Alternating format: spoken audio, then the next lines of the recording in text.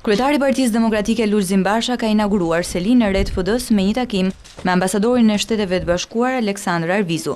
Takimi është zhvilluar në katin e dytë të ndërtesës, ku flamuri i Partisë Demokratike u ngrit vetëm 24 orë më parë dhe çështja e selisë së re ishte pjesë e bisedës mes diplomatit amerikan dhe kryetarit PD-s.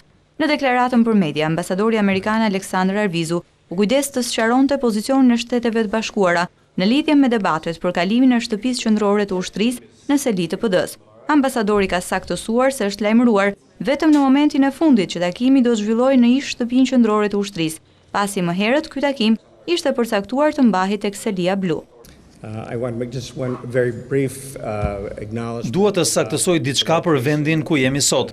Ne dim se ka patur diskutime në lidhje me këtë pronë. Shtetet e Bashkuara nuk pozicionohen në lidhje me këtë debat, por këshilla jonë është të zbatohet shteti ligjor. Ky takim ishte vendosur kohë më parë dhe në fillim ishte përcaktuar të zhvillohej në selin blu, dhe më pas u informuam se partia ishte zhvendosur dhe ishte gati për të pritur vizitor, dhe kjo e shpjegon pse jemi sot këtu. Ndërkohë që kryetari i Partisë Demokratike Lulzim Basha ka shmangur çdo koment për selinë e re, duke u përqendruar tek roli i PD-s në opozitë. Shkëmbyem pikpamjet tona mbi një sër çështjesh që nga procesi zgjedhor i 23 qershorit, perspektiva e Partisë Demokratike mbi të ardhmen e vendit dhe çështjet të rëndësishme të integrimit evropian dhe të bashkëpunimit euroatlantik,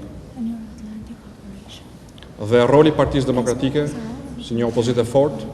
Zhvendosja e selisë Partisë Demokratike tek ish shtëpia qendrore e ushtrisë është shoqëruar me kritika nga Partia Socialiste, ndërkohë që pasardhësit e familjes Toptani me nënshtetësi amerikane kanë ngritur pretendime për godinën pasi është ndërtuar në tokën e tyre.